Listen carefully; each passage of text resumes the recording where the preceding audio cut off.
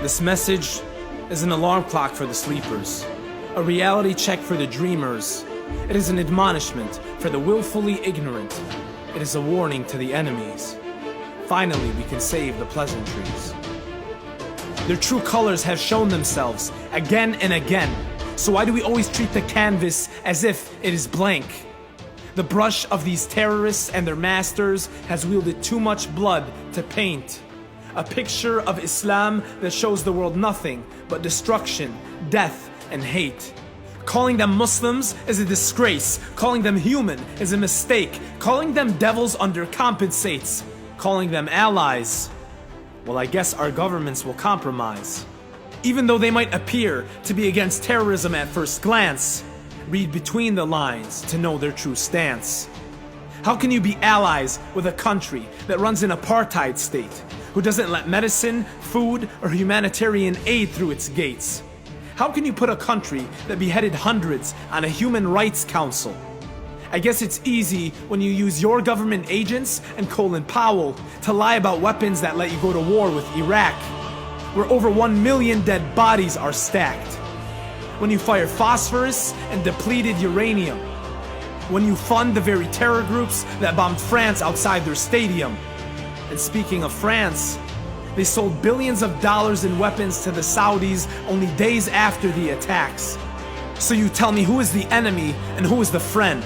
Who is sincere and who's playing pretend? Why is Israel the only country ISIS has left unscathed? Why were their fighters allowed through their barricades to be treated in Israeli hospitals as Netanyahu by their bedside stayed? Why, when Gaza was burned to the ground, not a stone was thrown Tel Aviv's way? But when a Saudi embassy was burned in Iran, every Arab country had something to say. But we know the drill. We are the Shia of Ali. We know what it's like to prefer the truth over money. We know that the flavor of death in the way of justice is sweeter than honey. And Sheikh Nimer's lips savored this taste. Instead of feeling fear or pain, as the sword cut his neck like his master Hussein, he was victorious. And no Zionist, Anglo-American, Saudi criminals can change the status of our leaders to anything but glorious. No matter how many pulpits you curse us on, whether it was the Masajid of Sham with Muawiyah, or on CNN, whether with Abu Sufyan, or the Wahhabi-occupied mountains of Hajj, we preach with intellect and eloquence. They preach with bullets and malevolence. We speak with truth and sincerity.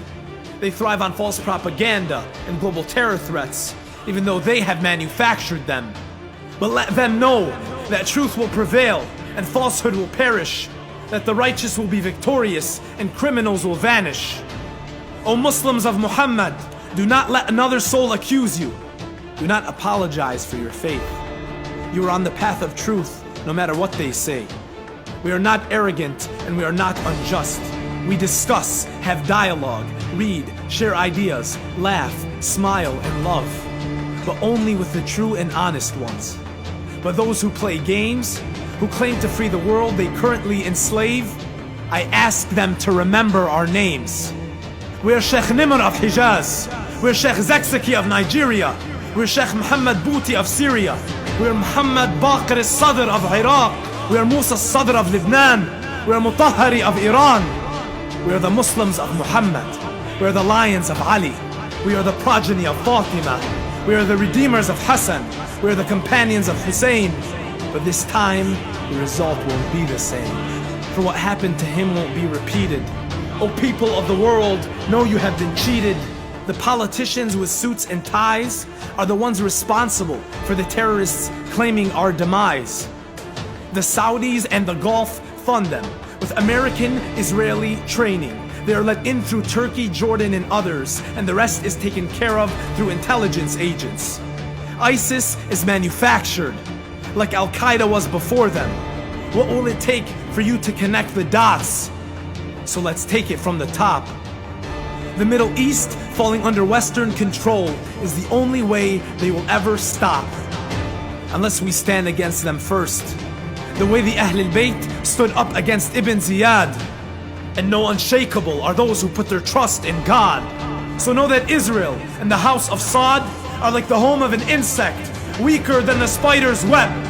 But we are the unbreakable, unshakable, unstoppable, no matter how many of our scholars and warriors they behead.